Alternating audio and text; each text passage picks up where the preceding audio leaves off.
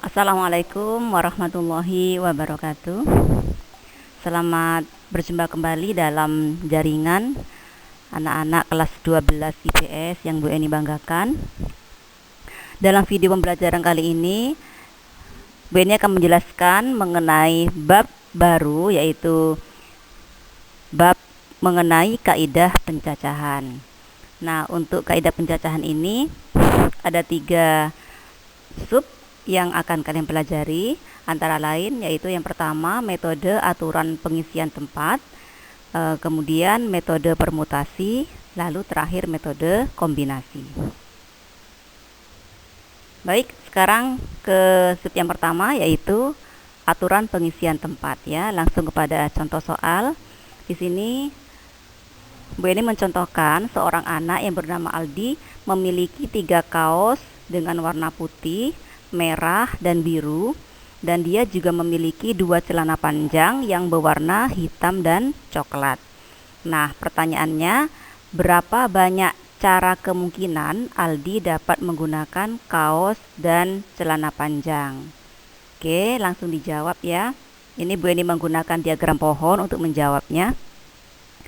Di sini Bu Eni letakkan kaos yang dimiliki oleh Aldi yang berwarna putih, merah, dan biru yang akan dikombinasikan dengan celana panjangnya yang berwarna hitam dan coklat.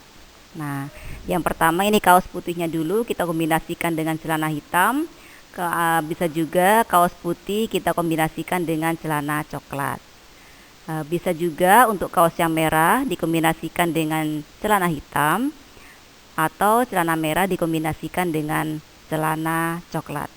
Kemudian kaos biru dikombinasikan dengan celana hitam, bisa juga kaos biru dengan celana coklat. Sehingga ada berapa banyak pasangan kaos dan celana, bisa kalian simak. Kaos putih dengan hitam, kaos putih dengan coklat, kaos merah dengan hitam, kaos merah dengan celana coklat, kaos biru dengan celana hitam, dan kaos biru dengan celana coklat. Berarti kesimpulannya ada 6 pasangan baju dan celana yang bisa dipakai oleh Aldi. Nah, dari diagram pohon yang tadi disampaikan, kita bisa menarik secara keseluruhan ya, bahwasannya di sini Aldi memiliki 3 kaos. Kemudian dia juga memiliki 2 celana hitam. Nah, kita simpulkan bahwasannya dia bisa menggunakan 6 cara berbeda menggunakan kaos dan celana panjang, atau dengan kesimpulan 3 dikali 2 yaitu banyaknya kaos dan 2 adalah banyaknya celana. Hasil perkalian 3 kali 2 adalah 6. Jadi Aldi bisa menggunakan cara pasangan kaos dan celana yang dimiliki oleh Aldi sebanyak 6 kemungkinan. Nah, bagaimana dengan contoh soal 1 yang tadi Bu Eni sampaikan? Apakah kalian sudah mulai memahami mengenai apa yang sudah kalian simak? Kalau sudah memahami, Bu Eni lanjut ke contoh berikutnya.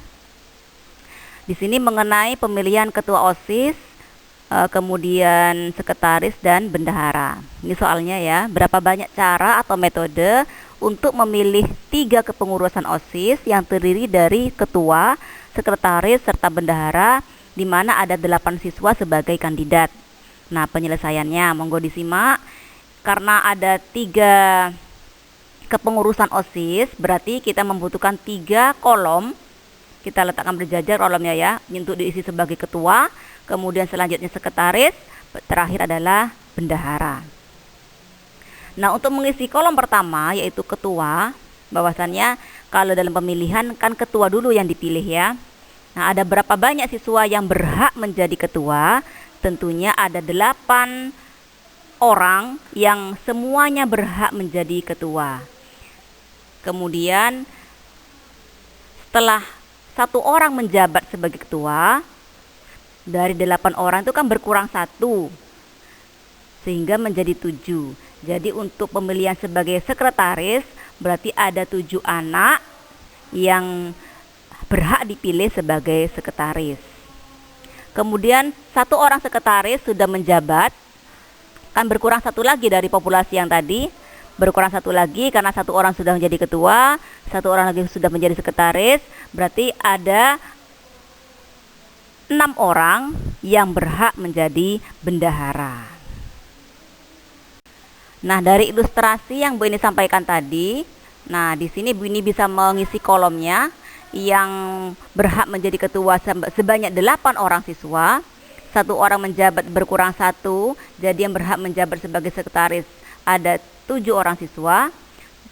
Dan kalau jika sekretaris sudah ada menjabat satu orang, maka berkurang satu lagi yang berhak menjabat sebagai bendahara. Sehingga perkaliannya 8 kali 7 kali 6, hasilnya adalah 336. Jadi dalam pemilihan ketua, OSIS, sekretaris, bendahara, di mana kandidatnya ada 8 orang, berarti ada 336 cara atau susunan yang bisa menduduki sebagai kepengurusan ketua, sekretaris, dan bendahara.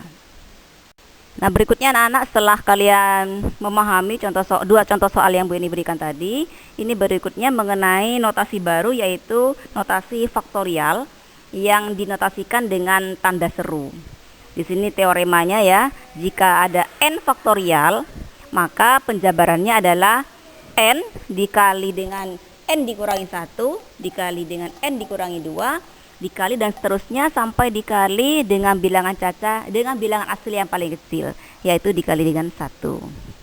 Kemudian teorema berikutnya, 1 faktorial nilainya 1 dan 0 faktorial juga sama dengan 1. Sebagai contoh penguatannya, tentukan nilai dari 5 faktorial. Nah, cara menentukan 5 faktorial, maka kita jabarkan dulu sesuai dengan teorema. 5 faktorial berarti angka 5 dikalikan dengan bawahnya angka 5 yaitu 4, bawahnya 4 yaitu 3, bawahnya 3 yaitu 2, bawahnya 2 yaitu 1, hasil perkaliannya adalah 120. Soal berikutnya, tentukan nilai dari 2 faktorial ditambah 3 faktorial. 2 faktorial itu adalah 2 dikali 1, kemudian ditambah sesuai dengan perintah. 3 faktorial adalah 3 dikali 2 dikali 1, sehingga perkaliannya hasilnya adalah 2 dikali 6, hasil akhirnya 12.